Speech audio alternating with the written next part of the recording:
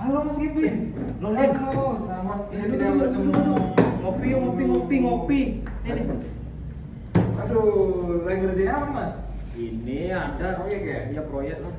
Aduh, apa Supaya nih? aman sekitar itu udaranya nggak tercemar gitu. Oh, Mas kerja di bagian pencemaran gitu Iya, kan? keamanan itu intinya. Oh, lingkungan. Lingkungannya ya. Ya. Bahaya soalnya. Aku soalnya udah lama kita hidup di Jakarta nih Mas ya. Bangunan tinggi tuh di mana-mana tuh ada kabut, asap. Padahal cuaca panas. Bener ya. Dan Dingin terus, ya. iya, dingin terus ya. nggak ada asap yang bakar. Jadi dari mana ya kira-kira Mas?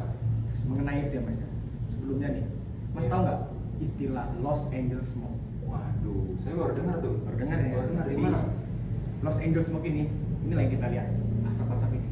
Nah dia tuh terjadi di cuaca yang panas gitu loh. Oke, jadi Los Angeles Smoke ini Mas, dulu itu di Amerika pada tahun 1952 itu ada tuh smoke kabut di sekitar orang-orang itu. Iya. Dan itu tuh menyebabkan warga sekitar gusar sehingga pemerintah harus mengeluarkan aturan. Pada saat itu aturannya mereka prediksi itu karena mesin uap gitu yang ada di gitu. pabrik-pabrik. Nah, udah dikeluarin tuh aturan tapi nggak menyelesaikan gitu masalahnya. Akhirnya adalah seorang penelitinya tuh namanya si Huygens gitu. Jadi si Huygens itu mengeluarkan statement kalau ozon lah yang menyebabkan smoke tersebut. Nah, jadi ozon itu disebabkan oleh buangan gas kendaraan kayak motor, mobil, bus, gitu lah. Makanya harus dikurangi penggunaan kendaraan itu seperti itu Mas. Oh, jadi sebenarnya itu dari Los Angeles Smoke itu yang kayak gitu ya Mas ya? Iya, itu ini smoke ini asalnya dari kampung itu Amerika. Jadi cara penyelesaiannya itu gimana sih Mas? Sebenarnya sangat mudah sih sebenarnya. Mudah untuk dikatakan, sulit untuk dilakukan gitu. Oh. Jadi harus ada yang kita lakukan dan ada yang tidak bisa kita lakukan. Hmm. Dan tidak boleh kita lakukan maksudnya seperti itu. Jadi yang pertama yang harus kita lakukan, kita itu pada pagi hari itu boleh buka jendela, namun pada siang hari dan sore hari itu lebih baik ditutup karena menghindari udara yang masuk ke dalam rumah seperti itu. Kemudian kita tuh harus rajin menanam pohon itu, menanam pohon, jadi ya itu mengurangi lah. Mengoreksi Iya, ruang, Mas, ya? untuk mempertahankan diri kita juga kita tuh harus rajin minum air putih, kemudian konsumsi vitamin C. Nah seperti itulah yang harus kita lakukan. Sebenarnya masih banyak lagi, cuman waktu ya.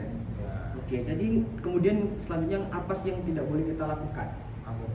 Yang pertama, kita tuh tidak boleh bakar-bakar. Iya. Ya karena kan asap ya itu juga bisa membuat makin parah gitu loh.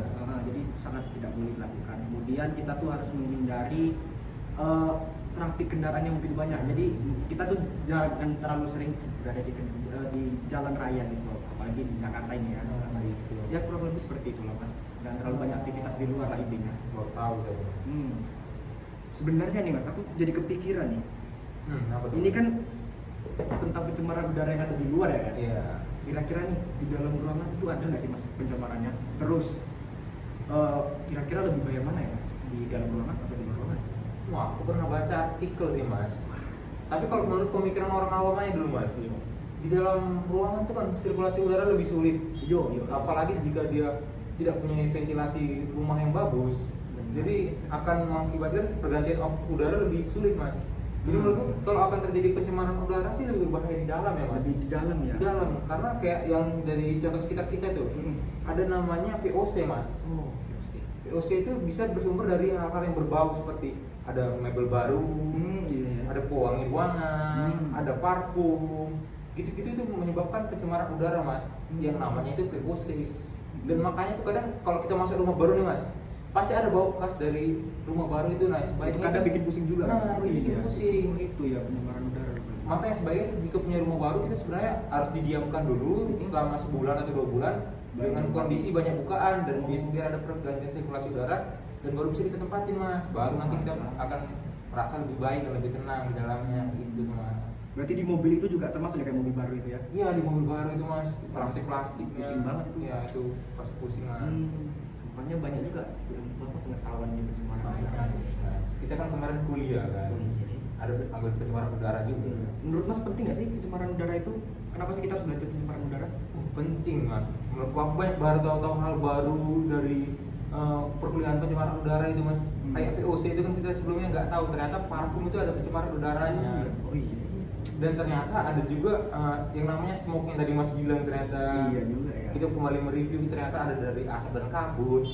Dan kita bisa lebih aware lah ke lingkungan kita, bagaimana apa yang harus kita lakukan, apa yang tidak boleh kita lakukan untuk menjaga lingkungan agar tetap baik. Oh iya. Itu sih Mas yang aku tangkep ini dari pencemaran udara yang kita pelajari, Mas.